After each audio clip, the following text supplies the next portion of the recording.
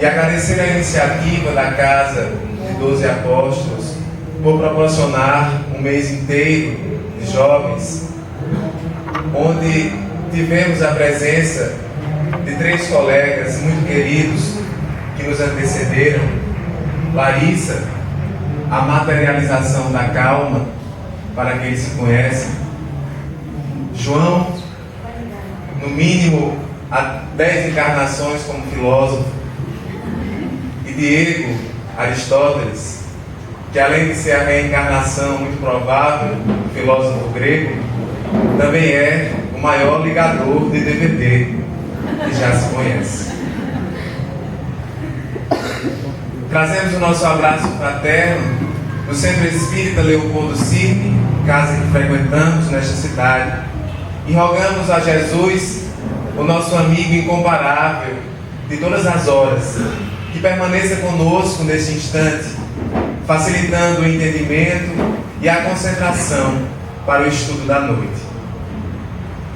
Poucos fenômenos chamam tanto a atenção das massas como o fenômeno de curar. Aqueles que estão enfermos procuram os curandeiros para recuperarem a saúde. Aqueles que estão sãos, motivados pela curiosidade, também buscam todas as fórmulas possíveis de curar as doenças.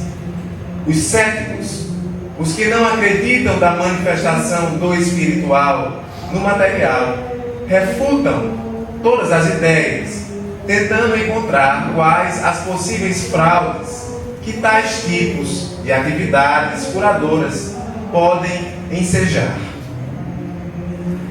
A história das curas e do tratamento das doenças nos remete aos primórdios da nossa história como humanidade. E se retornarmos às primeiras comunidades sociais, indígenas, em todos os lugares ou pontos do planeta onde a história estudou, nós encontraremos a figura de um homem na tribo que era responsável por receber as informações do plano espiritual, dos deuses em que acreditavam, e distribuir para toda a tribo para que ela não morresse. Tratava-se da famosa figura do pajé. Mais tarde, na China e na Índia, surgiram a doutrina das agulhas, a acupuntura, que, quando inserida em pontos certos do nosso organismo, facilitaria a cura para as enfermidades. Foi naquela mesma Índia que surgiu a doutrina dos chakras, dos pontos de energia no corpo físico, por onde circularia a energia que dava vida ao organismo. Os remédios, portanto, tinham que ser ministrados tendo-se em vista tais pontos luminosos, energéticos no corpo físico. A história passa e nos conta, na Grécia, naquele mesmo tempo remoto, de uma famosa figura muito popular do deus da medicina, chamado Esculápio. Embora hoje seja um dos deuses menos conhecidos, a figura de Esculápio, naquela época, era bastante popular. Existem registros que dizem que Esculápio aparecia nos sonhos daqueles que eram cegos, extraíam do globo ocular o olho doente, colocavam em grandes caldeirões, onde o olho era tratado e reinserido no lugar. Dizem esses relatos que as pessoas cegas acordavam vendo, com o chão inteiramente banhado de sangue, como se alguém houvesse operado verdadeira cirurgia. A figura de Esculápio foi tão importante naquela época que até hoje os estudantes de medicina que se formam, e se aqui alguém tiver um parente ou um conhecido que se formou em medicina e porventura assistiu à colação de grau, à solenidade da formação, se lembrará que o símbolo de todo estudante de medicina é um bastão com uma cobra enrolada. Lembram? Esse é o símbolo de Esculápio e faz referência a uma cura que supostamente ele fez quando estava com seu bastão, que era comum naquela época os homens usarem, e uma cobra se enrolou. Ele teve que operar aquela cura mesmo com uma cobra venenosa enrolada no seu bastão. Tornou-se o símbolo de Esculápio. Mas foi essa mesma Grécia mitológica, cheia de deuses, cheia de histórias, onde surgiu a primeira manifestação da medicina racional. É de lá onde se conhece o primeiro médico da história. Trata-se de Hipócrates, nascido na pequena ilha de Cós, em 460 a.C. Hipócrates tornou-se muito conhecido, assim como Avicena, na mesma região, assim como Cláudio Galeno, um pouco mais adiante, em 131 a.C. E ocorria que os médicos daquela época, os primeiros da humanidade, eles apenas não eram médicos, cuidavam da saúde, mas eram filósofos, matemáticos, físicos, químicos, porque os gregos de então tinham a noção de que a criatura era um todo, não somente formado pela matéria. Eles sabiam que uma dor no estômago, por exemplo, poderia ser ocasionada por um tumor no cérebro. Por isso que eles tinham o hábito de apalpar os estômagos, o fígado, o que hoje a medicina conhece como anamnese. Eles tinham a visão integral, ou como se chama hoje em linguagem mais técnica, holística da criatura. Essa visão do todo foi se tornando cada vez mais estreita. Entramos no século XVIII, no século das luzes, do racionalismo iluminista. E ali vemos a compartimentização da medicina. Encontramos, até os dias de hoje, portanto, os médicos dos olhos são os oftalmologistas. Se queremos ir ao médico do estômago, vamos ao... Se queremos ir ao médico dos ossos, vamos a um reumatologista. Ao ponto tal de que estamos chegando em uma especialização tão grande que haverá médico de joelho direito, médico de joelho esquerdo, de membros de um lado, de membros do lado oposto, e perdemos um pouco essa visão do todo da criatura. Dentro dessa perspectiva histórica de curas, nós trazemos para estudo da noite de hoje as curas do nosso guia e modelo. Porque é muito difícil abrir uma página do Novo Testamento sem encontrar uma referência a uma cura que Jesus fez. Se o apóstolo, se o evangelista que escreveu o texto do Evangelho não detalha a cura, ele menciona. É por isso que nós vemos em trechos que falam de acontecimentos quaisquer, no final uma frase: e Jesus continuou a curar. E naquela cidade, Jesus proferiu muitas curas. E os questionamentos que trazemos para a reflexão nesta oportunidade dizem respeito ao fato de que, se Jesus, como é sabido, veio à Terra para nos mostrar ou dar ideia de como seria o reino dos céus, se veio a nos ensinar como ser criaturas mais felizes, a nos livrar das imperfeições e nos tornarmos criaturas melhores, por que Jesus fez tantas curas físicas? Porque é indiscutível, segundo a narração bíblica, que os paralíticos voltaram a andar, que os cegos voltaram a ver, os gados voltaram a falar normalmente, os endemoniados, ou como nós conhecemos hoje no Espiritismo, os obsediados, se curaram. Como explicar a quantidade de curas físicas que Jesus fez? Era necessário, realmente, ter agido daquela forma? E para responder, ou tentar responder a essa questão, inicialmente nós selecionamos uma cura de Jesus, para que dentro do tempo que nos foi proposto, possamos estudá-la e chegarmos ao final, quem sabe, a uma conclusão. Essa cura está registrada nos 3 primeiros evangelistas, no capítulo 9 do Evangelho de Mateus, no capítulo 5 do Evangelho de Marcos e no capítulo 8 do Evangelho de Lucas. E trata de uma tarde em que Jesus voltava na pequena embarcação para a cidade de Cafarnaum. Ali, uma multidão de pessoas já o esperava, pois a sua fama já era espalhada por toda a região. Jesus desce e molha as suas vestes no lago de Genezaré. e logo recebe a presença ou o contato de um doutor da lei muito famoso chamado Jairo, que vai ao encontro do Cristo suplicando para que ele se dirija à casa, à sua casa, para salvar a vida da filha que estava morrendo. Jesus então não hesita e, em meio ao calor da multidão, abraça Jairo e segue adiante para a sua casa com o intuito de salvar a vida da filha daquele homem que estava ceifando. Naquela ocasião, no trajeto em direção à casa do nobre doutor da lei, Jesus para e olha para Pedro, perguntando: Simão, quem foi que me tocou?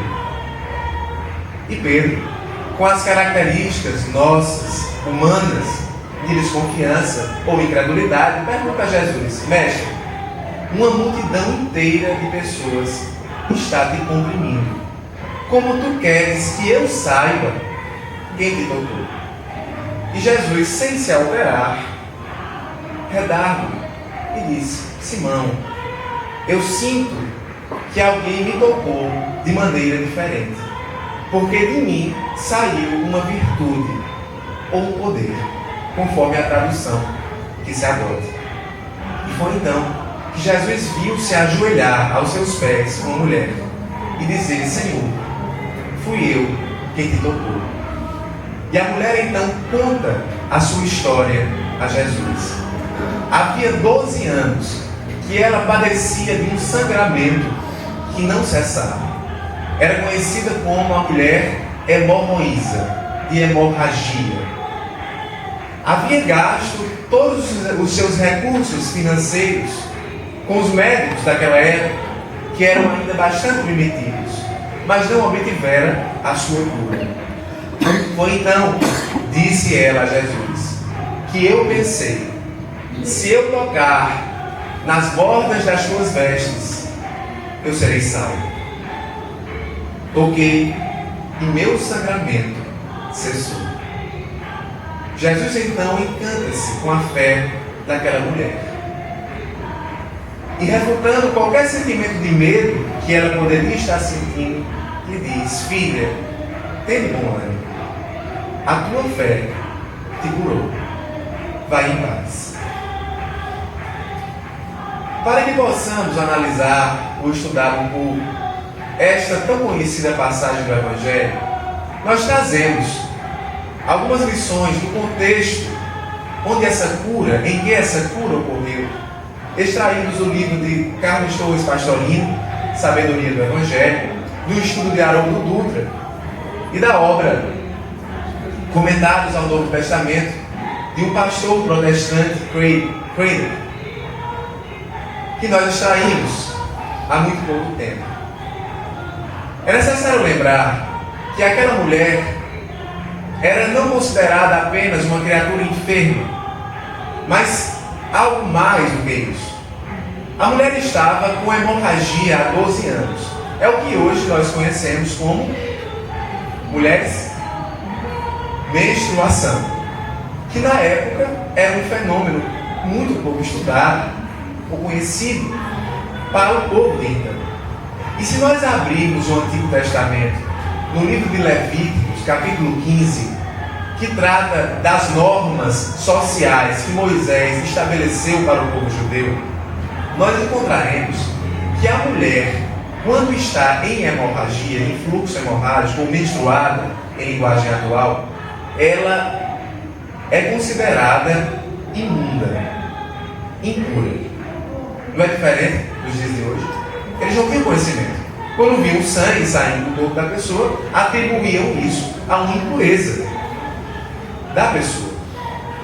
E aí então, que nós podemos concluir ou extrair dessa passagem de Levíticos, que a mulher hemorroísa estava há 12 anos em estado de imundície para aquela sociedade.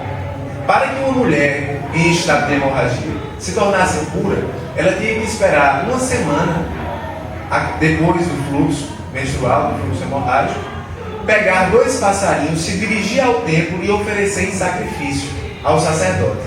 Só então ela seria considerada pura de novo. Logo, A mulher nessa condição, ela não podia sentar nas praças da época, porque aquele lugar que ela sentava estava considerado impuro. Ela não podia tocar em ninguém, porque a pessoa que fosse tocada estaria impuro por um dia. Quase igual a hoje. E aí, então, que aquele contexto cultural também nos chama a atenção para outro detalhe. O número 12 parece não estar ali localizado em vão. Existem inúmeros outros fragmentos do Antigo Testamento e do Novo Testamento que falam do número 12. E os esoteristas, aqueles que atribuem significado aos números, o que era muito presente na sociedade hebraica de então, afirmam que o número 12 tem um significado muito especial. É toda manifestação do espiritual sobre o material. É por isso que encontramos o número 12 na quantidade de discípulos de Jesus, na quantidade das tribos de Judá.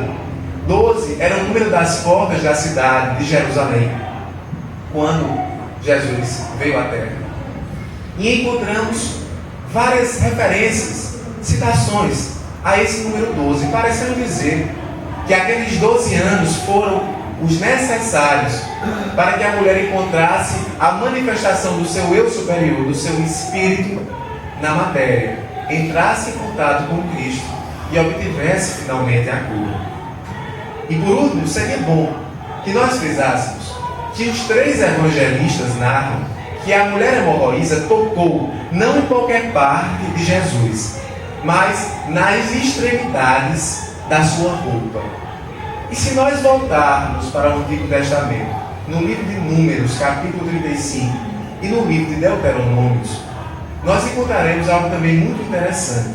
É que os homens da época de Jesus, os judeus, aqueles que seguiam a Torá com mais afinco, os mais tradicionais, eles se utilizavam de um fio azul bordado nas extremidades da roupa. Se vocês vissem um judeu naquela época, ele provavelmente estaria usando uma roupa com um fio azul bordado nas pontas. Isso ocorria para que todas as vezes, segundo o Antigo Testamento, todas as vezes que alguém olhasse para a roupa e visse aquele fio azul, ele se lembrasse de cumprir as leis de Deus. Não era diferente o simbolismo? Se eu fosse judeu e vocês olhassem para a minha camisa, para essa parte aqui, o que é que vocês enxergam nela hoje? Absolutamente. Uma manga preta. Que tem um significado muito indiferente. Nada significa a minha camisa para vocês, a borda da minha camisa. Mas se eu fosse judeu e vivesse na época de Jesus, eu deveria ter provavelmente um fio azul bordado aqui na ponta. E vocês, todas as vezes que olhassem para mim, teriam que lembrar, ou lembrariam automaticamente, de cumprir os mandamentos. Percebamos, portanto, que a mulher toca exatamente na extremidade da roupa de Jesus, como se ela quisesse retornar, refazer uma ligação espiritual que em algum momento do seu passado foi desfeita. Nós podemos destacar como uma primeira conclusão, depois dessas informações de caráter histórico, que Jesus provavelmente quis ressaltar a vida íntima ou a importância da realidade interior da criatura. Porque, para uma primeira conclusão, nós podemos nos questionar: Jesus está indo para a casa de Jairo salvar a filha dele que está morrendo. Por que ele decide, no meio de uma multidão afoita de pessoas, parar e perguntar a Pedro quem tinha tocado? Porque certamente ele não faria questão de doar nenhum fluido para curar ninguém.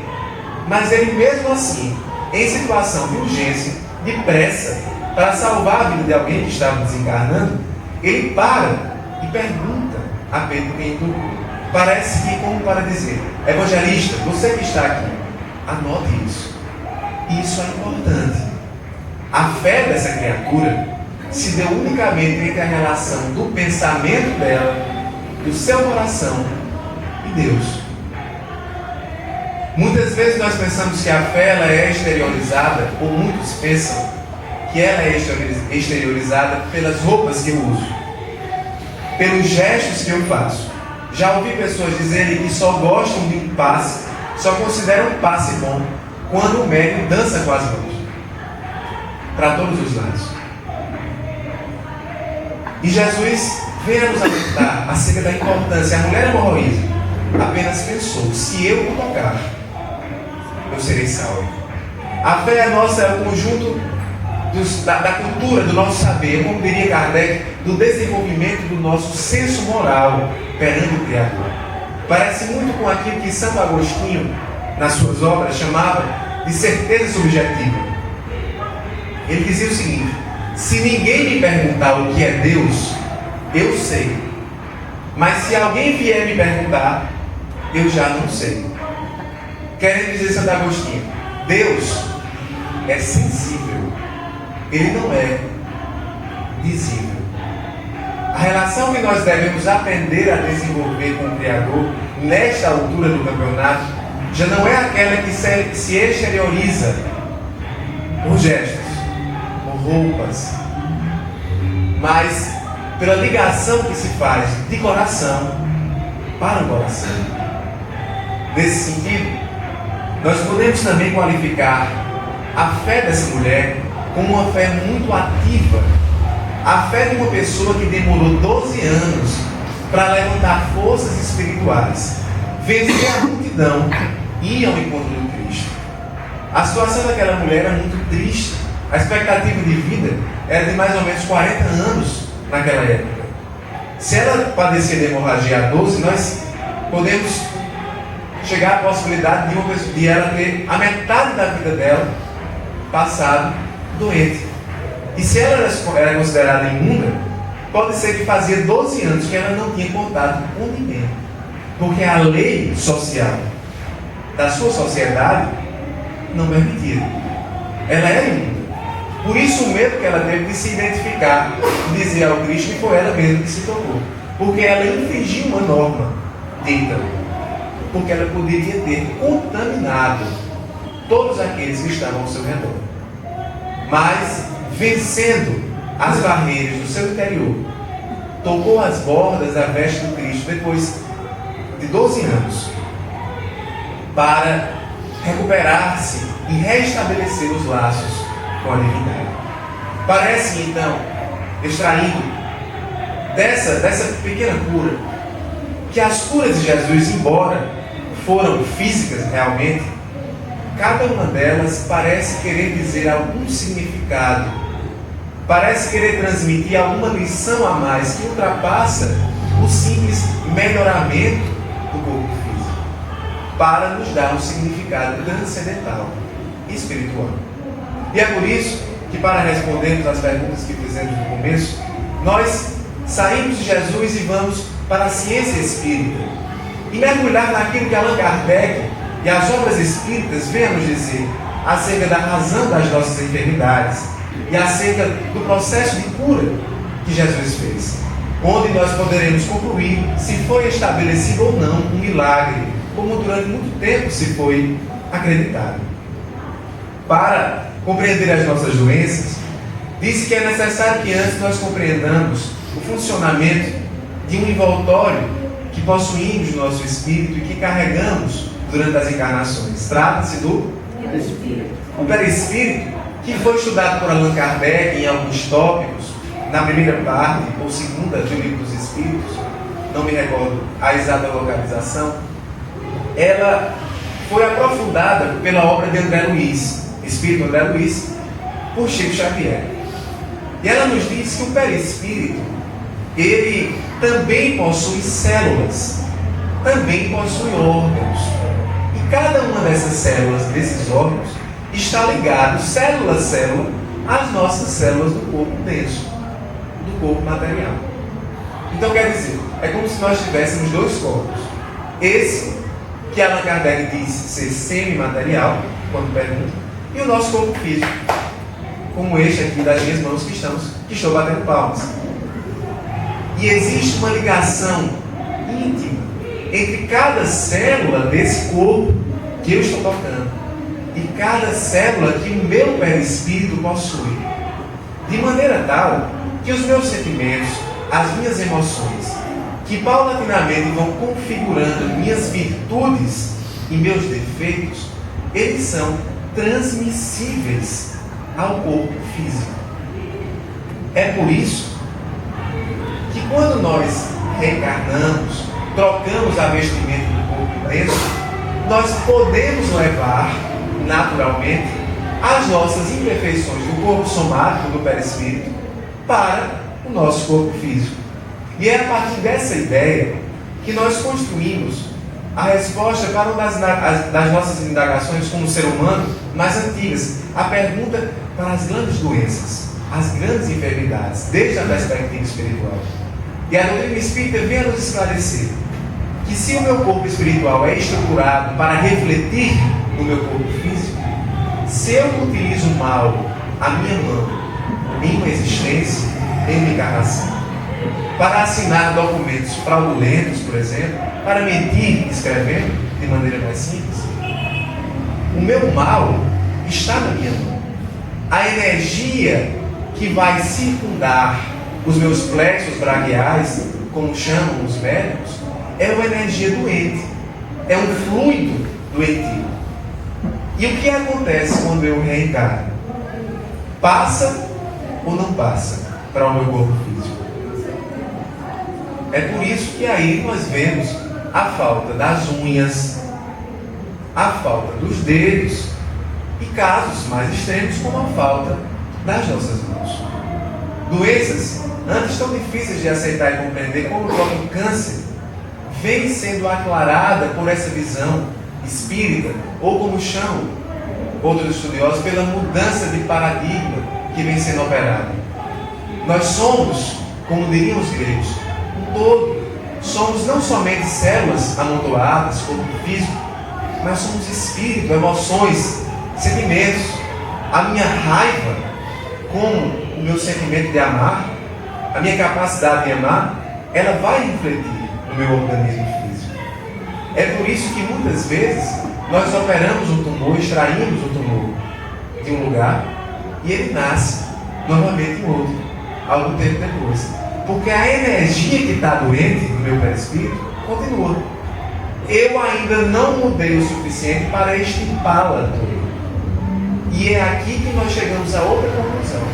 As doenças não são mais os grandes obstáculos das nossas vidas. São a grande solução.